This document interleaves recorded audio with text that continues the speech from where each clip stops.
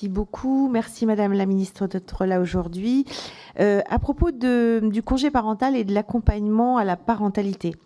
Madame la Ministre, la délégation aux droits des enfants a récemment souligné l'importance d'un accompagnement renforcé des familles, notamment dans les premières années de vie de l'enfant, afin d'assurer son bien-être et son développement optimal.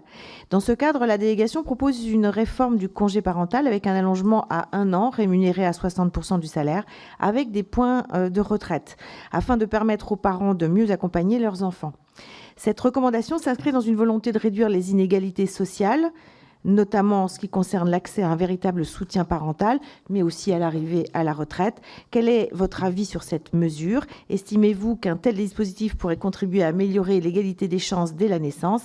Et comment le ministère envisage-t-il d'intégrer cette proposition? Merci. Je voudrais dire très concrètement à Madame Le Nabour que le congé parental est un sujet sur lequel nous sommes effectivement engagés, puisque c'est un engagement du président de la République de l'année dernière. Très honnêtement, nous n'irons pas à 1 an pour des raisons financières et pour des raisons d'employabilité. Parce qu'il y a deux notions qui peuvent se discuter. Il y a d'un côté des femmes qui peuvent souhaiter vouloir rester avec leurs enfants.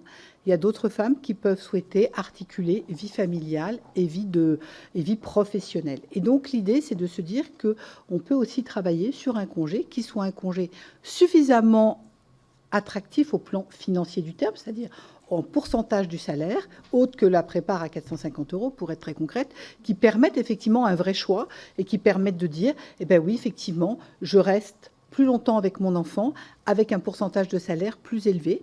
On peut aussi, et donc c'est ce sur quoi nous travaillons actuellement, avec une volonté qui est de se dire que ça peut être par exemple la maman qui décide de prendre un premier mois, le père qui peut décider d'en prendre un autre, et on est en train, ce n'est pas finalisé, mais je vous dis ce sur quoi nous travaillons, c'est un plan qui permettrait alternativement la maman par exemple 1 mois, un pourcentage élevé, le père, même pourcentage le mois suivant, ou si la mère faisait un 2e mois, le pourcentage serait un peu plus faible, parce que l'idée, c'est quand même aussi de préserver l'employabilité et le retour vers l'emploi. Mais c'est autour de ça qu'on travaille, avec une volonté de sortir ce congé de naissance dans le cadre de la loi de finances pour 2026. Donc on aura à discuter, si tant est que nous soyons encore là, ce sujet, vous voyez madame, moi aussi je prends le même langage, pour la prochaine loi de finances. En tout cas, c'est ce qu'on va proposer dans la prochaine loi de finances, parce que ça me paraît un élément extrêmement intéressant. Je dois vous dire que dans le contexte actuel de la situation des retraites, nous n'avons pas envisagé à ce stade, après le discours avec les échanges avec les parlementaires peuvent faire évoluer, mais à ce stade, je dois à la vérité de dire qu'il n'y a pas de notion de retraite dans cette approche.